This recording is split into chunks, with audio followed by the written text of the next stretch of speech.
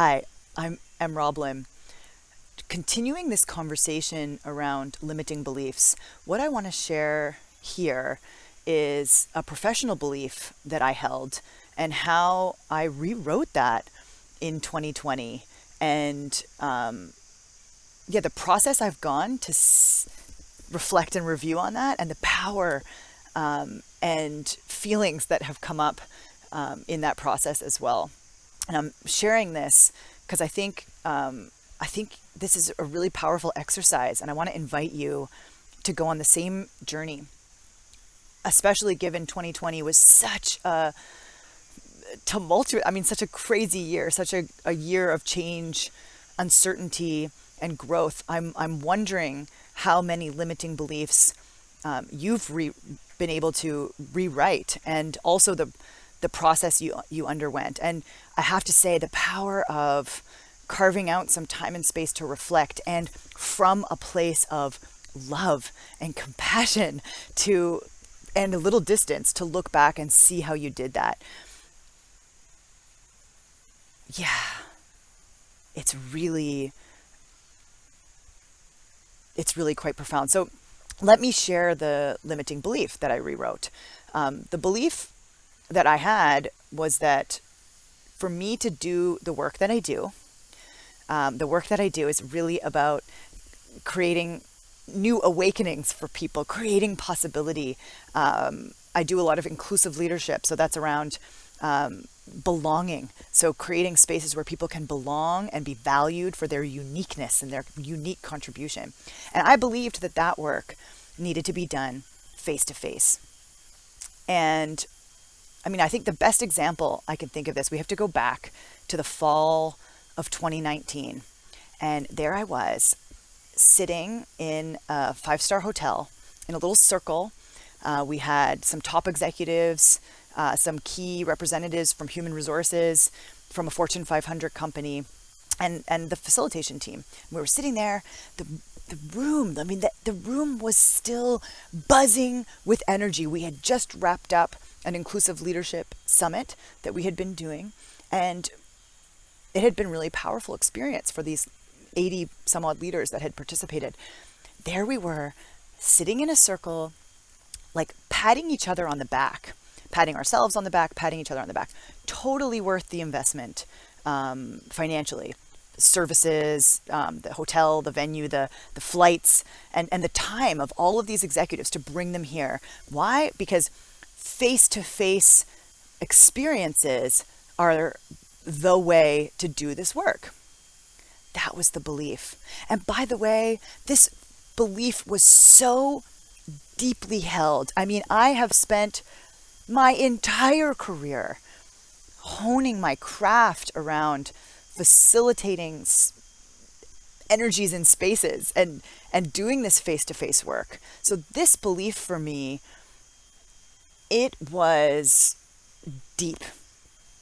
It was linked to my identity, my skill set, my expertise, my business, all of it. And it had served me. And this is the thing about limiting beliefs. I think for a long time, they serve us. They're just beliefs until something shifts and they stop serving us.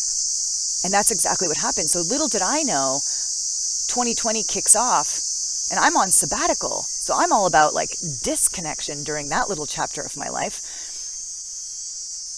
But then, once coronavirus started to hit, it was like my phone was ringing, phone call after phone call after phone call coming in with my clients, with my engagements that were lined up for 2020, all of them being put on hold, which, I understood, obviously. And I felt, my heart went out to these key stakeholders sitting in human resources that, they were really needed to take care of their people in a global pandemic. And I just, while I was, I went through a period in the beginning of 2020 where I felt so stuck and so frozen and so immobile because my heart went out to people and I wanted to be of service. I wanted to be helpful and I didn't know how because I was stuck in Bali, Indonesia, and I can only do this work face to face. So, I mean, I felt so stuck.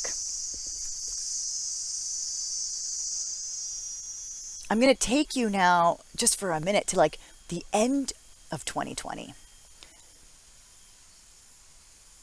I'm picturing a scene. Some of you have seen it, this beautiful backdrop in my office. Stunning teak desk that I have. And I've got my computer set up so that my desk is cleared and the computer is like right in line with eyesight, so it's like eye to eye, and I've got this executive sitting across from me, full screen, and it's like we're almost sitting closer than we would in a typical coaching engagement where we'd have a table between us. Maybe I would do a coaching engagement in a boardroom in somebody's office or in a coffee shop even. And so this was like, it was almost like there was intimacy there. And here we were, this executive of the top 500 global leaders in a Fortune 200 company, and sitting in continental Africa. And, here we were, never met before in person, having this deep dive, really intense coaching conversation around how to bring and lead with inclusion and an inclusive leadership mindset. And there was a moment where I just took a deep breath. It was like, I feel so connected to you. And I shared that with him, and it was so real.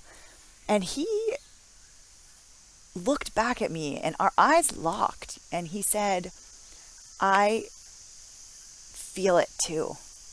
And I feel this connection. It was so real. And I even got goosebumps in that moment. And I have to say, it wasn't even in that moment that I was thinking, I wasn't conscious of aha, I think I have broken through a belief that may have started to limit me. It wasn't like that at all. I was just in the moment. But looking back, that was it. That was the shift where something that had never been possible became possible. I spent the last several months of this year, I was falling into bed each night, good tired, really good tired, because I had been connecting back to back to back with leaders all over the world. I had spent the later part of the summer just I was so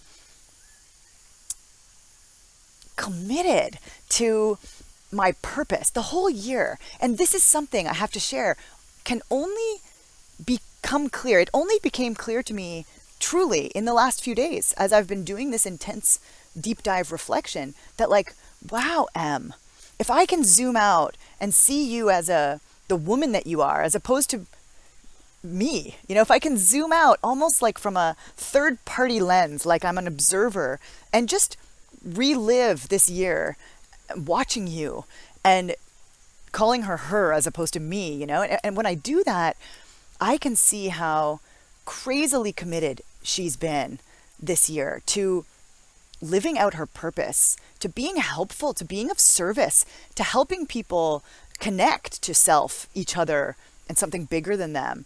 And I've been so committed to that I was able to completely rewrite such a core belief. And you can only do that from that place of love and compassion. But I spent the latter part of this year, as I said, falling into bed, so exhausted. I had said yes to a couple of different projects that meant that I was committing to serve leaders that were in every continent around the world. So I would be in the morning working with people from Australia and New Zealand, and then in my evenings and afternoons it would be Africa and Europe, and then in my late evenings and sometimes well into the early mornings it would be LA and different parts of North America. Whew. It's had I stuck rigidly with the belief that connection's only possible face to face, I would have kept feeling stuck that whole year. So looking back, I experimented so very much in 2020 with online things. And actually in the moment, in the cycle that I was in January, February, March, April, May, like I tried and failed at a lot of different exercises. And each time, in the moment, it was like pretty tough. And I felt sometimes like personal struggle, like, you know, what's wrong with me that this isn't working? And other times I just like I couldn't understand why people couldn't come. And then and ultimately each time the way I would get through it is I would rationalize it with this belief, right? That like, well, the real reason that none of this is working is because online doesn't work. So I ended up, going back to people who are already in my trust bubble, people I've already worked with. They see the value, they know me, they trust me. And so then, just like with any coaching engagement, once we're already connected, then virtual connection works. That's like, obviously, how do I keep in touch with my family and friends and coaching clients when I'm traveling all over the world in previous years? So I was using that.